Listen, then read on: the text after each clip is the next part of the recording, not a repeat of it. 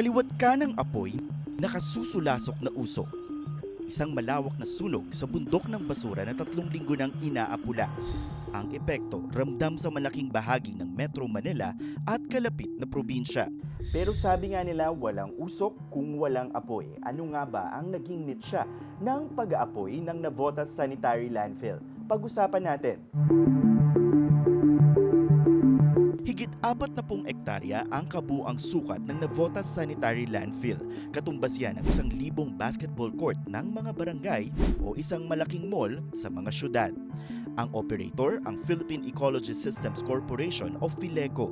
Sa ilalim ng batas o ng Ecological Solid Waste Management Act, kapag huminto ang operasyon ng isang landfill, may obligasyon ng operator na isagawa ang tinatawag na Safe Closure and Rehabilitation Plan o SCRP. Kasama roon ang soil cover, gas ventilation systems, lahat ng kailangan para maiwasan ang tinatawag na methane buildup.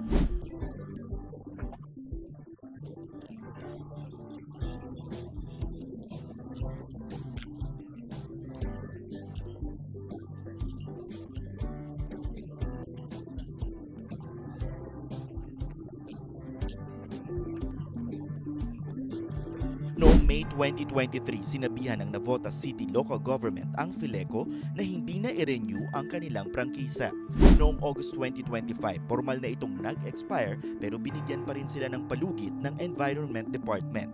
Habang pasara na ang kanilang operasyon, ibinaba na rin ang kinukolektang basura mula 10,000 hanggang 1,200 metric tons para may oras si PHILECO na magsagawa ng closure plan. Ang panibagong deadline, December 2025. Dumating ang deadline pero walang closure plan na ipinatupad. Kaunting lupa lang ang natakpan at wala ring gas ventilation systems.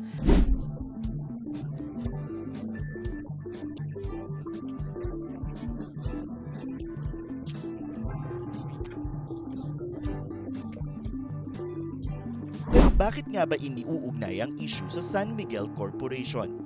Flashback muna ng kaunti, ang SMC ay nagtayo ng bagong airport sa Bulacan at kailangan nila ng panibagong coastal highway na dadaan sa landfill. Noong September 2023, inaprubahan ng Navotas Court ang expropriation at deed of possession ng lupa para mailipat sa San Miguel. Pero linawin natin, hindi ito nangangahulugan na ang kumpanya na ang bagong operator ng landfill. Pebrero 2026 nang ma-enforce ang deed of possession, 2 buwan bago magsimula ang sunog. Pero noong panahong yon at hanggang ngayon, wala pang construction at wala pa ring development. Si PHILECO umalis nitong Pebrero ngayong taon nang walang malinaw na closure plan. Well, we have been discussing with the Office of the Solicitor General para po pag-aralan kung anong mga legal remedies na pwede po natin puntahan moving forward. Sinisikap ng Newswatch Plus makuha ang pahayag ng dating operator ng Navotas Sanitary Landfill.